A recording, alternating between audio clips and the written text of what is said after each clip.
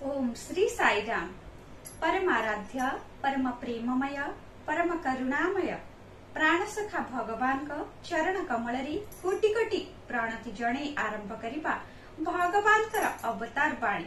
भगवान आमको कौन संदेश देउछंती आसंतु सुनिबा। जो हाथ अन्य को साहाय्य करिबा शिखी नाही से रुद्ध द्वार कोठरी मध्यरे माला गड़ाउथिले मध्य से जप को मु आदौ गुरुत्व दिए नाही। से प्रकार ध्यान को मध्य मु आदौ पसंद करे नाही। जो ध्यान तुमको जंत्रणा जर्जरित मानक कष्ट प्रति काल करी दिए। ध्यान हृदय को कठोर करिबा अनुचित। ध्यान द्वारा हृदय लवण तुल्य कोमल हेबा कथा। प्रत्येकंकर अंतर निवासी भगवान को दर्शन करिबार महान सुजोग हेउछि सेवा।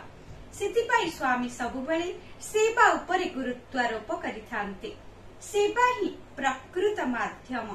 भगवान का सहित आमको साक्षात्कार करिपार प्रकृत माध्यम हेउछि सेवा।